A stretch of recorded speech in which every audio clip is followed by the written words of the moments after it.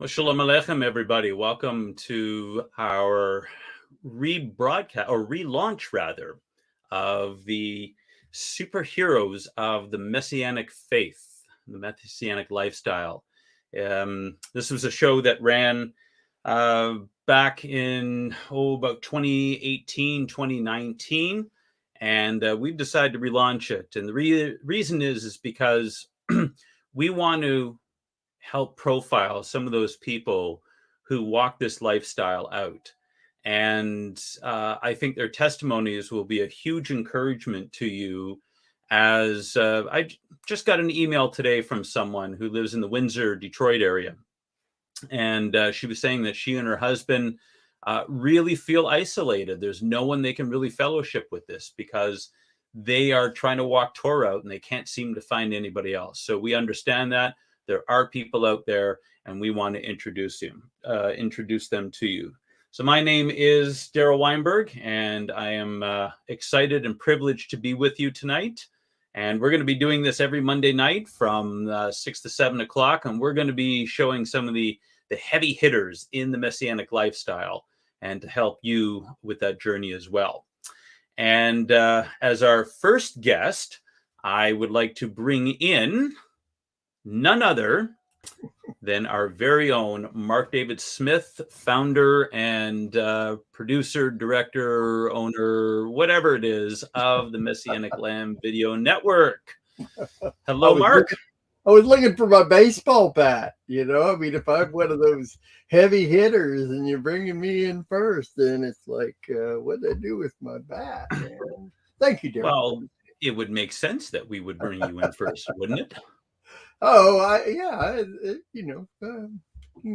whole what? The whole purpose of the Lamb Network is to help, people understand what this lifestyle is. And I think a lot of people are going to look forward to hearing, how did you get here? What brought you to this point? I mean, you certainly didn't grow up Messianic.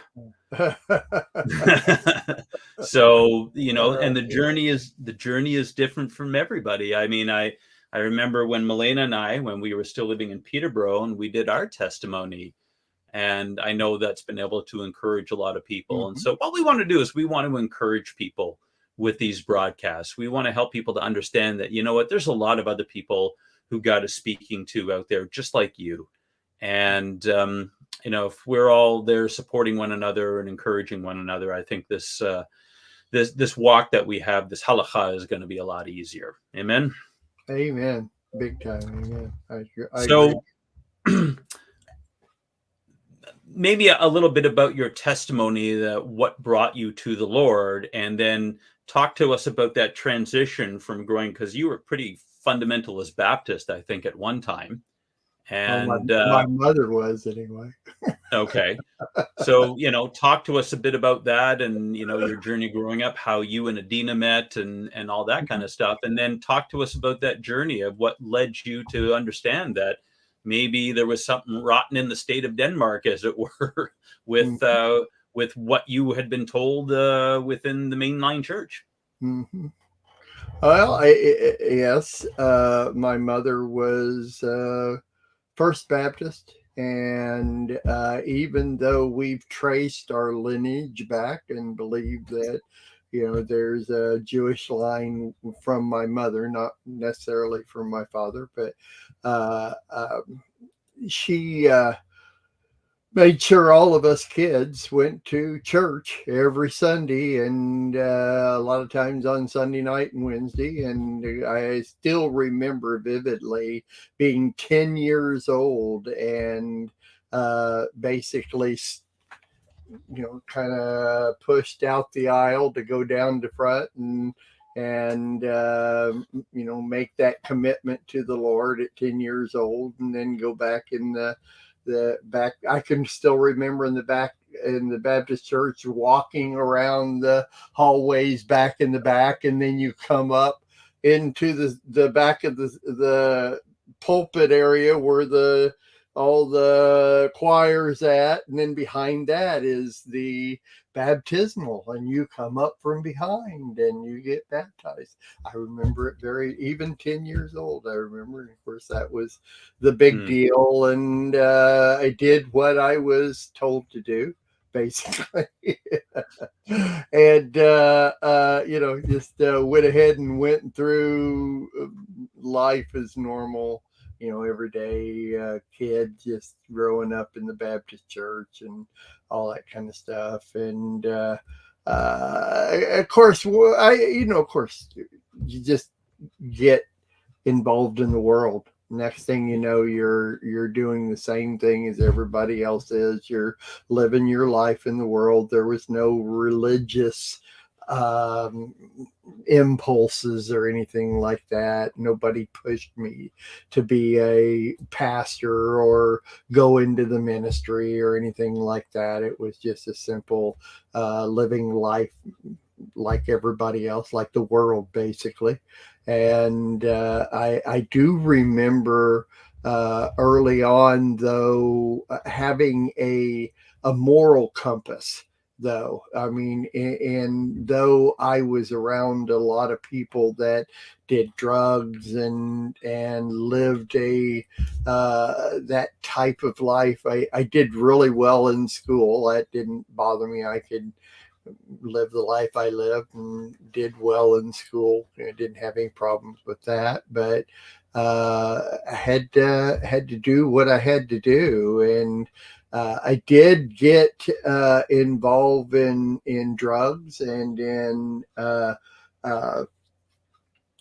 running with that crowd. That's just the people that I knew and fit in with. And I remember that I drove my dad built dune buggies, and he built race cars, and he built rails and that type of thing. That I grew up in that type of atmosphere. And he built my first car, Volkswagen Bug, but it was pretty basically a dune buggy with a Volkswagen Bug body on it. It's really what it was.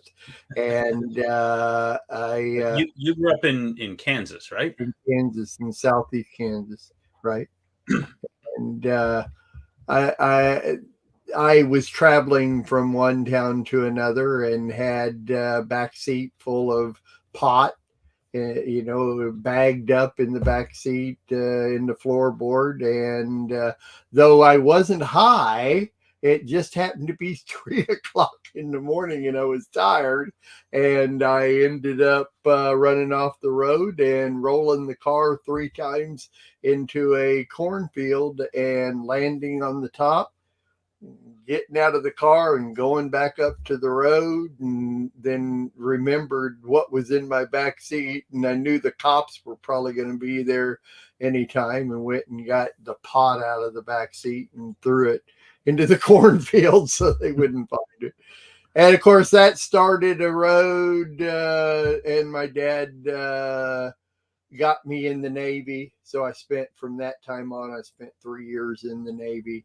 And one thing led to another, and got out of the Navy, went right back into living whichever way I wanted to live. And knew that just wasn't, that it's always that moral compass back here that's spinning, one way or the other, and one thing leads to another, and you get to the point where this just isn't going to work at all.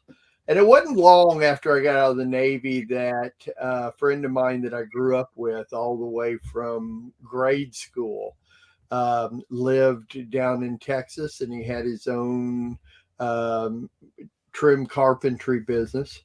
And he asked me to come down and go to work with him. And the only problem with going down there was that I knew he was a Christian. He was a religious nut. He was not just like what I knew in the Baptist church. He and his family were religious. And so Mm, I told him, I said, well, yeah, I would really like to do what you do. And he was a finished carpenter and worked in really nice big homes and down in Houston, Texas. And I love that kind of work and always wanted to do it. And Pat and I were real good friends. And so I made him the deal. I said, okay, I'll come down and work with you on one condition. You don't lay your Jesus freak trip on me. You don't do that, and I'll come down. Well, he was going to John Osteen's church in Houston, and I had never heard that word, didn't know anything about it, and so it wasn't but a couple of weeks after I'd moved in that it was like, I don't get it, man. You and your family are just happy as can be. You're never, well, I can't say you're never down, but you have a whole countenance about you that is so much different than anybody I've ever known. And mm, you're not the same guy I went all the way through school with. And, we did drugs together and, the whole thing. You're not that same guy. And he still backed off. He didn't try to lay it on me. So I decided one week they were having this big thing going on at the church, and they were all getting ready. I said, okay, I'll go check this out. Whatever it is that you guys are into, let me go check it out. And so it was quite the deal. It was real interesting to see this was so much different than what I remembered Christianity or church to be. And so it didn't take very long. Within the next week or two, I was asking a lot of questions and figuring things out. But there was one thing that mm, happened at exactly the same time that I had started to go to church with my friend and his family. One thing happened. Bob Dylan came out with his first Christian album, mm, and I was a huge Bob Dylan fan. Huge. I mean, I had everything Bob did, and I loved all his music and the whole thing. And all of a sudden, I see this album, find this album, and it just came out, and I got the album, listened to it. The guy's saved, man.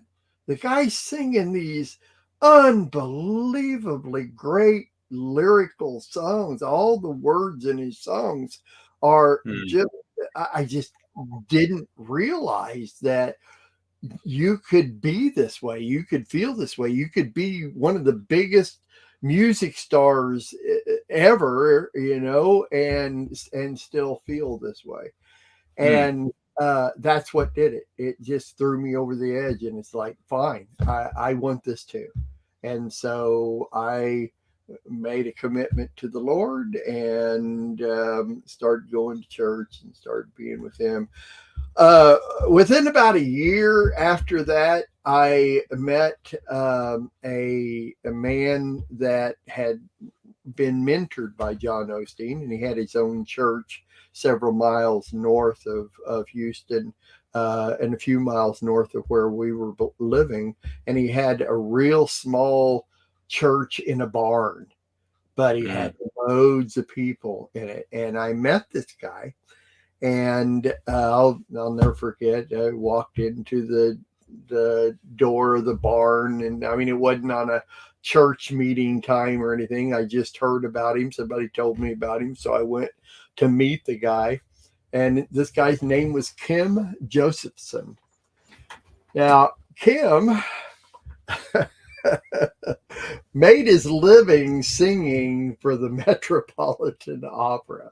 Well, mm, actually, he had sang for the Houston Grand Opera for years, and a little bit before this, he had been invited to come to the Metropolitan Opera and sing, and yet he was still a pastor of this church.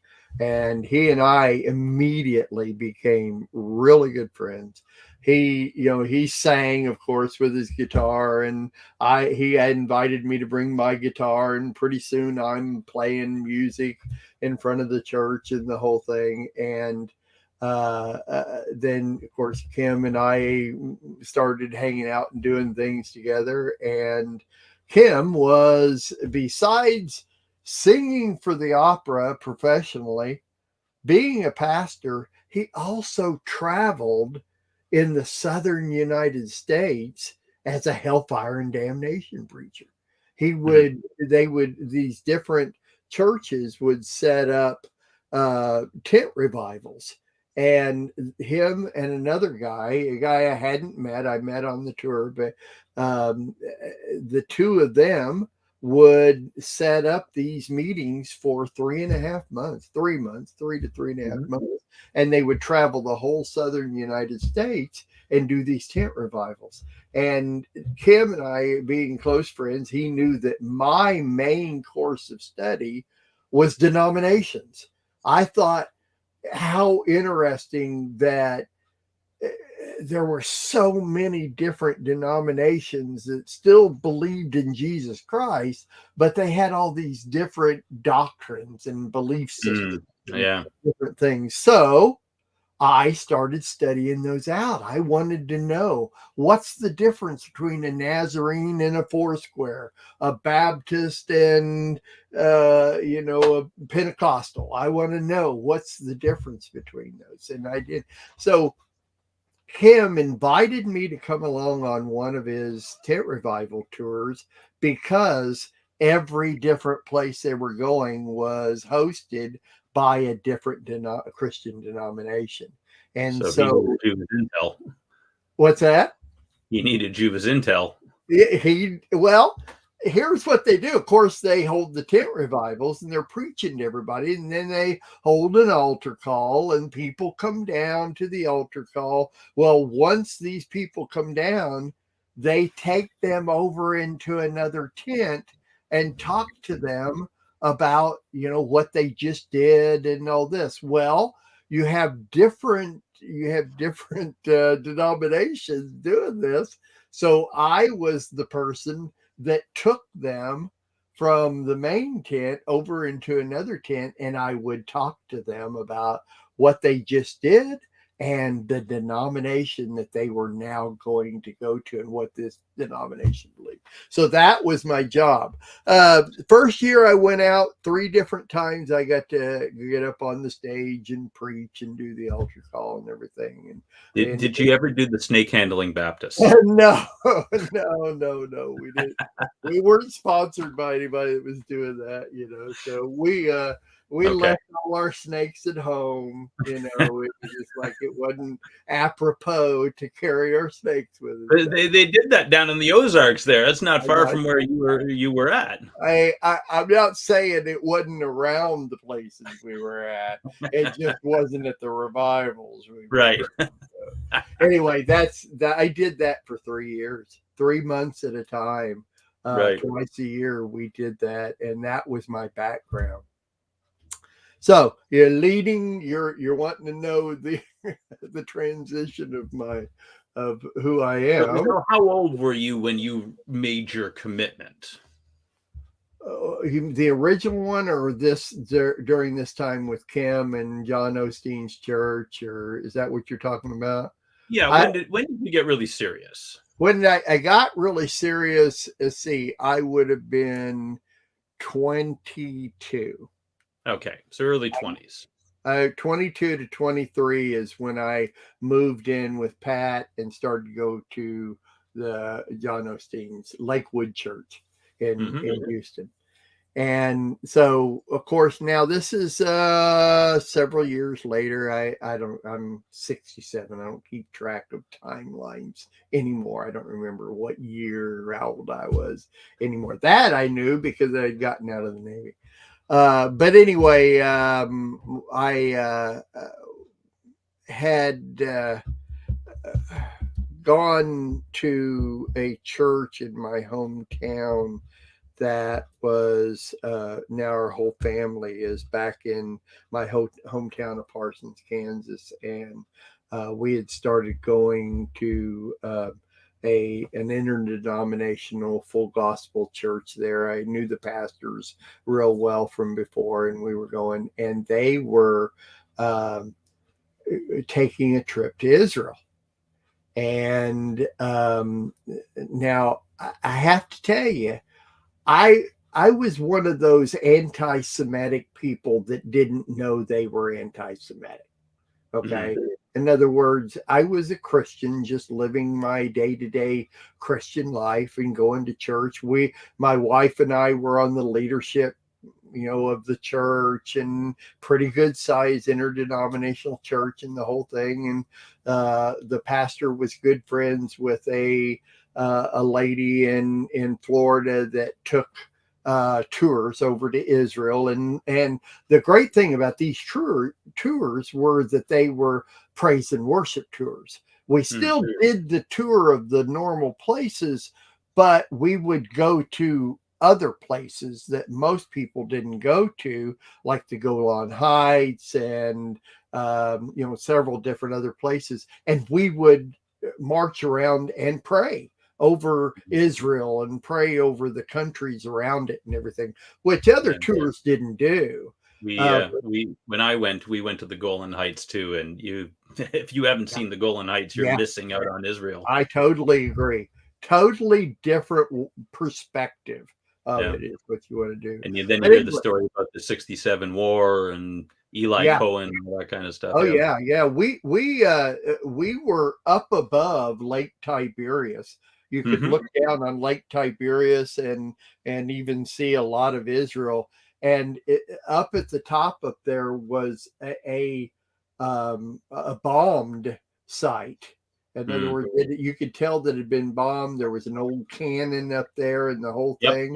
And we would march around the cannon 7 times, turn around and march around it the other way, and pray and do the whole thing. And I remember it vividly. But on this tour were 5 people from a Messianic congregation in Fort Worth, Texas. The total people on this tour were 35. I was one of the 35, and 5 of those people were from a Messianic congregation. I'd never heard Messianic. I'd never heard the word Torah. I'd never heard the word Yeshua or anything like that. I didn't know those words. I didn't know that concept.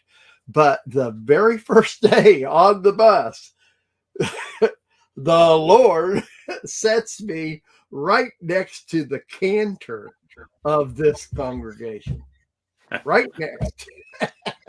So right away we're talking, we're getting to know each other, and he's kind of telling me about this, and I'm going, it might as well be a different language. I have no idea what you're talking about. This doesn't compute. And of course, my pastor is also on this trip, and she's kind of a little skittish, a little skittish about those type of things. Of course, I didn't know that then, but she was then. Anyway, we here's what happened. I think 3 days into this tour, 10-day tour, we all stayed in the same hotel, and 3 days into it, we went out to me and this cantor went out to eat supper, and then he invited me up to his room and said, "Hey, let's talk. Let's talk. You acted like you really didn't know what we're about. Let me explain to you what we're about." So I explained to him that I was basically, my heart was being a hellfire and damnation preacher. That's what I am. And, he understood, he knew all about that and everything. So here's what we talked about. He would say, here's where we're going to go. I'm going to give you a topic, or I'm going to say a word or something, and I want you to explain it to me. And so, for instance, like Trinity, I can remember the first word that he comes up with was Trinity. So, hey, no problem there, man. I can rattle it all off to you. I can take you to the Bible, to that New Testament, and I can show you all the different verses and everything. And he listened to me real calmly, real patiently. He says, now show it to me in the Old Testament. I said, oh, wait, come on, it's there, but you don't need to know all that, whatever it says in the Old Testament there. The New Testament's where you need it. He says, well, can I show you?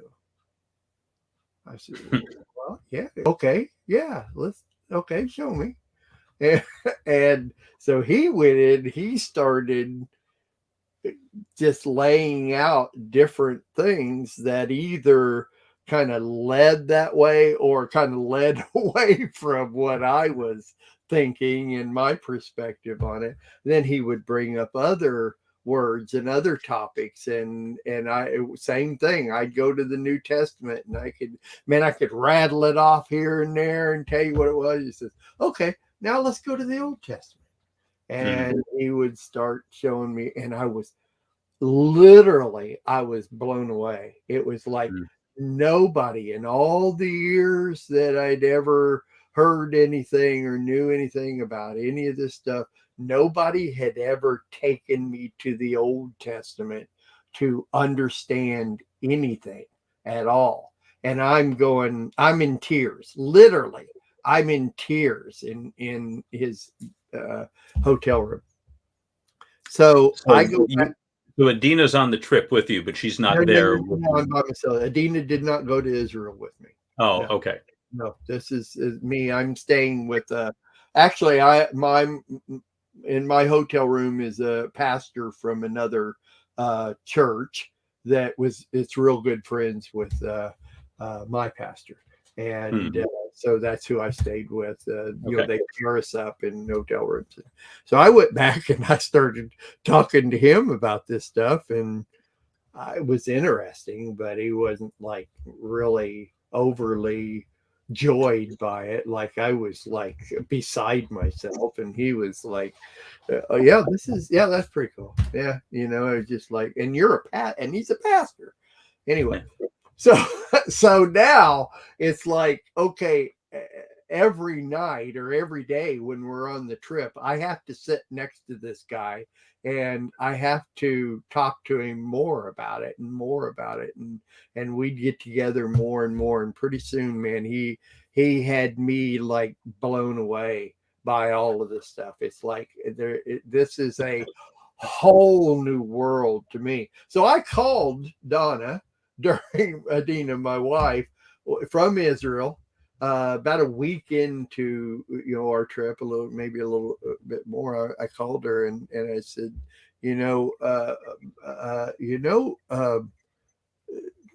Saturday's the Sabbath, and she goes, yeah, I know. I'm going because she had a heart for Israel.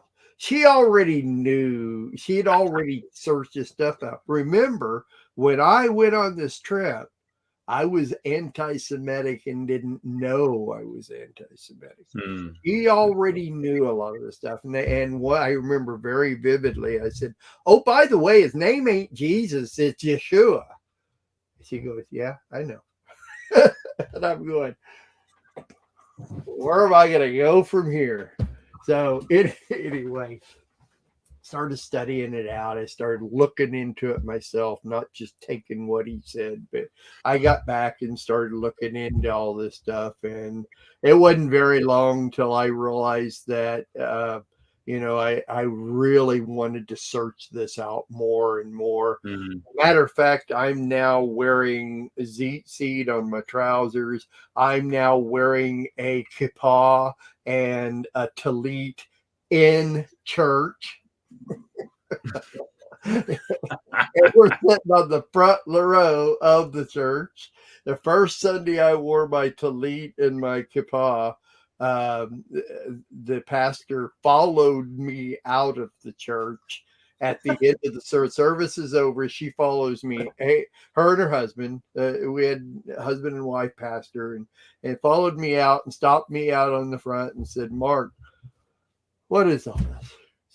She says, "I know you, and I know you wouldn't do this if you didn't know what you were doing." And I said, "Yes, I have searched it out. I've studied it out the best I can with the best search tools I can. And I believe in this. This is what I believe needs to be done. Yes, I know some of it's tradition, and I know that some of it's the word of God. I know this, but I am convicted to do this, and I want to know more. And when I do it, I feel like I've never felt before. I feel right. I feel like I'm supposed to do this." She says, "That's fine." She says, "I know you. I know you, and I know your countenance, personality, the whole thing." She had no problem with it at all. And well, no problem, a little bit of problem, but anyway, for instance, I'd go to Sunday school before church every week. I was there, and my pastor would be teaching Sunday school, the adult class and everything, and I always sat right down front. And I remember very vividly that he would ask all of us questions, and then he would ask the question and say, "Except Mark." He'd ask the question, "Except Mark," because I wouldn't let anybody else answer. It's like, okay, let's do this. Let's get it up. Of course, I'm now bringing up the new stuff that I'm learning in what he's teaching. I'm adding to that. And it's like, okay, this is too much. That's not where I'm going type thing. Anyway, we stayed on the leadership of the church, and as a matter of fact, they even started when we had our dinners for the leadership and stuff. They would make sure that there were kosher meals there that we could eat and the whole thing. They to an extent embraced us. But after a while, and Adina didn't go to church with me one Sunday morning, and from the stage, the pulpit, for about the third time, they said, I got a light coming in on me, about the third time in a while, they said, "If you're not with us here at church, then there's the door."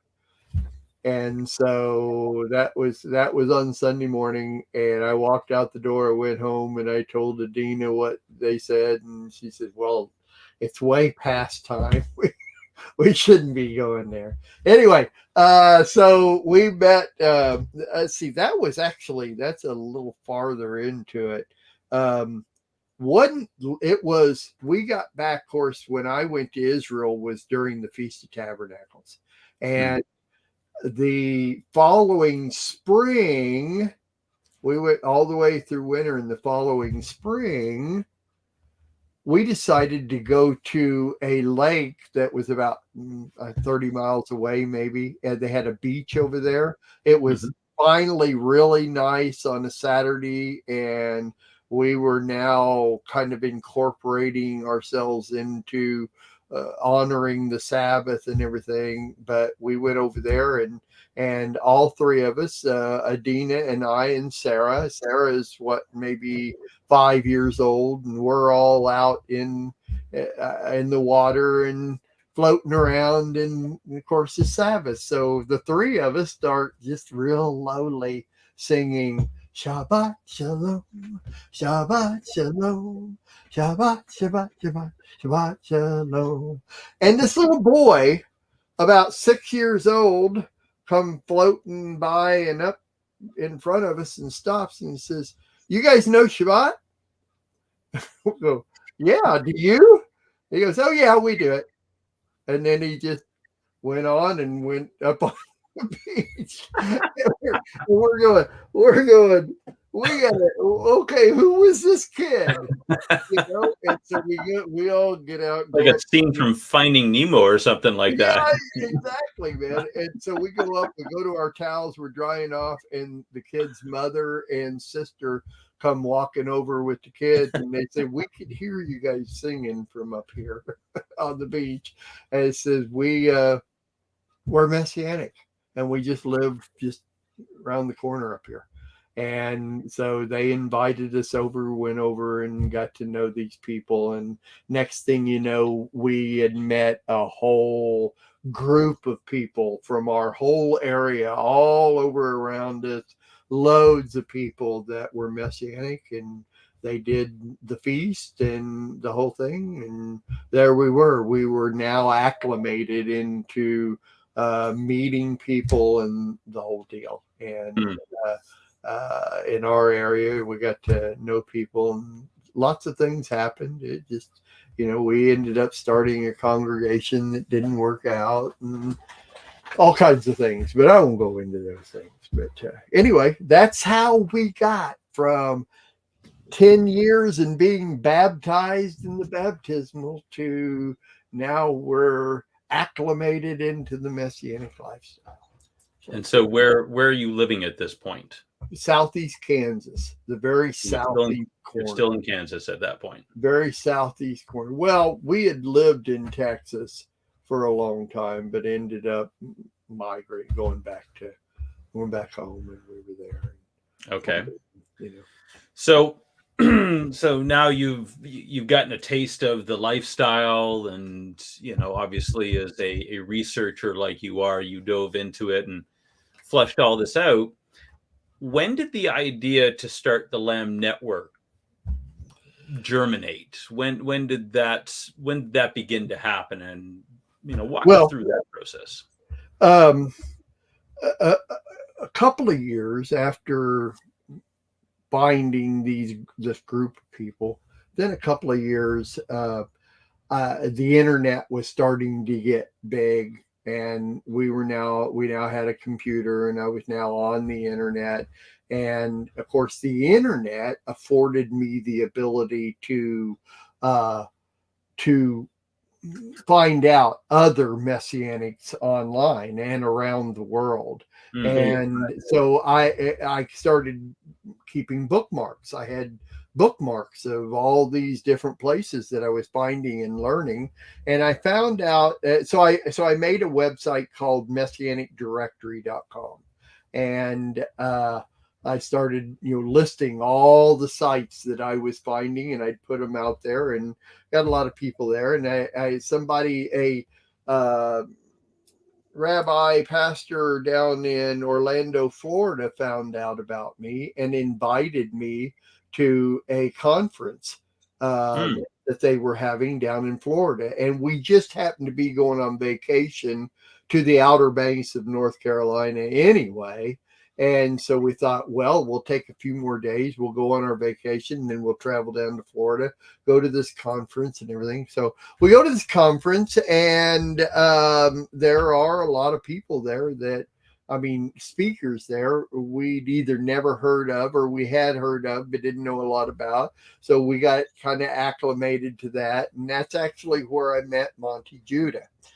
Mm-hmm. And I met him and talked to him, and we both found out that we lived fairly close. I lived in southeast Kansas, and he had his ministry in Norman, Oklahoma, which is south of Oklahoma City, which is not that far away.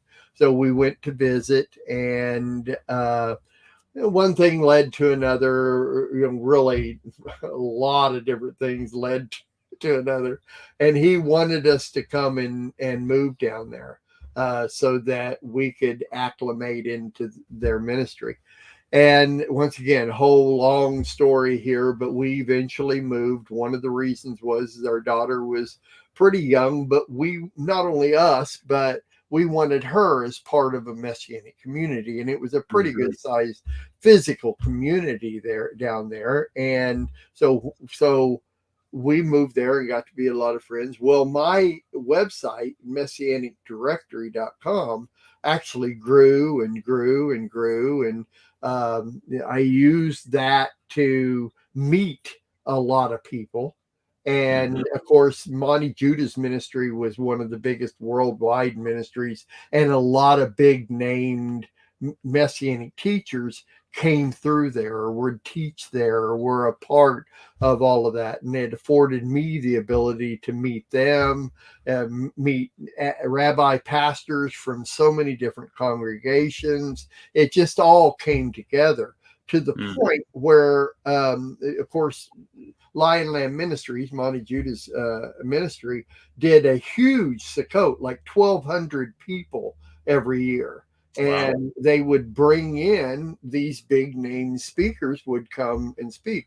Well, Rico Cortez was one of these speakers, and he and I became really good friends.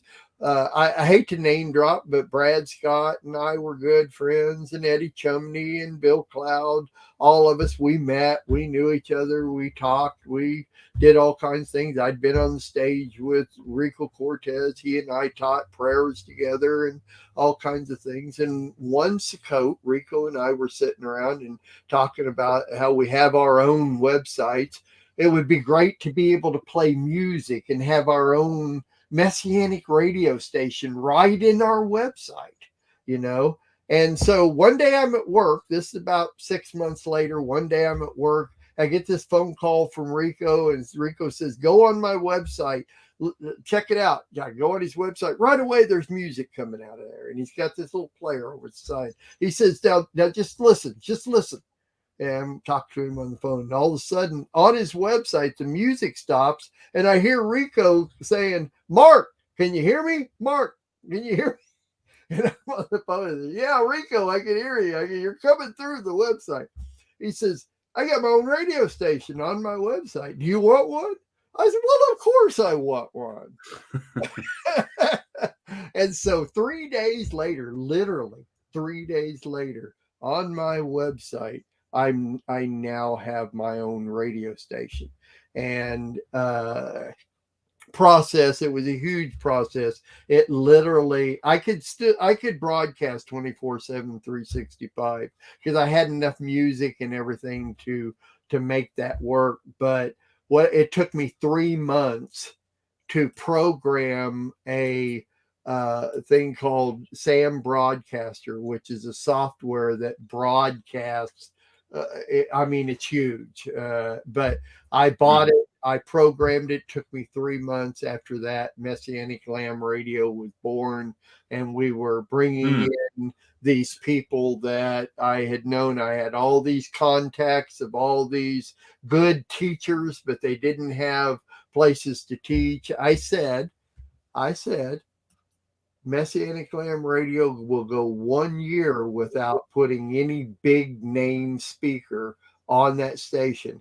If it's still good, it's still going strong after a year, then I'll start slowly maybe bringing some bigger names. There's a station up in Oregon called Hebrew Nation Radio.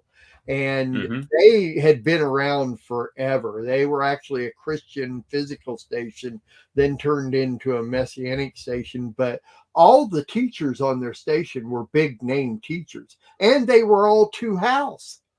In other words, they were all one doctrine teaching on that station. And I said, no, there's too many good teachers out here. So I brought in lesser known name people, and we did good in that first year. So I started bringing in a couple other people that were good friends with and everything. That was in March of 2012. You want a timeline? That I know, because we just did our 10th anniversary. And so that worked until then. Of course, I built the software. I built everything. It wasn't just Sam Broadcaster. You had to have Skype. You had to have a way to bring your audio in. That had to work with this software, which had to work with this software. There were 8 different softwares all working at the same time on my computer. So the whole station was running from my computer and Mhm. through the internet. But if my computer went down, a station went down. See, but there was 8 different softwares all working at the same time. So by the middle of 2018, Skype changed its format. They Mhm. completely changed everything about Skype, and I did my test and found out it didn't work with about half of my software. I remember that because that's when I joined the network. That's right. And It was right so around that time. we had to find another way to broadcast because it was starting to break down. That's when I got a hold of Paul Neeson, who was now doing video broadcasts. I got a hold of Paul, and Paul says, "Come on my broadcast and see what I do." So he was using Google Hangouts. I went on his broadcast, and I was like, this is what we have to do. How hard is this? It's easy. You can do this. So I figured out how to do it, and I figured out how to make it work with my software, and that's what we did. I got a hold of we had 31 producers at that time in about November of 2018. We had 31 producers, and I let them all know by 2019 we will no longer be broadcasting audio on Messianic Lamb Radio anymore. We're going to go to video, and all but 5 of those 31 people said, show me how to do it. I want to do it. So the next thing you know, there we were broadcasting video through Hangouts. We went a while with that, and then I found StreamYard, which is a broadcasting software. We acclimated over to StreamYard, which is what we use now, and LambNetwork.tv was born. So, I mean, that's a lot of the technical journey, but what what really is the vision? I mean, why? Okay, so Rico Cortez says, "Hey, would you like to do?" You've got all Yeah, this music. right. You're a music buff. Exactly. But what really drives you? I mean, Right. you and I have had some pretty intense conversations regarding the direction of Lamb and also a lot of the frustration. So I know, maybe more so than a lot of people, what you go through on a regular basis in order to make this work. And I'll jump in there sometimes just trying to, kind of help out on some of the technical end because, when it comes to this kind of stuff, I know just enough to be dangerous. But what gets you going? Because you've had some immense challenges thrown your way, as everybody in Still do today. Sorry, still do today. I well, do. yeah. So what gets you out of bed in the morning? Why do you do this? It is the same reason as the very beginning 10 years ago. I know that there are tremendous teachers out there that have a message that's not being heard. They do not have a voice. They do not have a way to get their message out there. And if they do, because anybody in literally, I'm going to say that this is a cliche, but it's true. Anybody in their dog can broadcast anymore. It's literally cheap. It's easy. It's the whole thing. What we're doing is not easy. There's a lot involved in what we're doing, but anybody can do it. But the deal is let's just take YouTube, for instance. When you go to a YouTube channel, 99.9% of all their accounts, all their channels are that one person or that one ministry. Okay. That they're the only one. They're there. And if you know about them, you can go and you can check out what they're doing. That one ministry or that one person.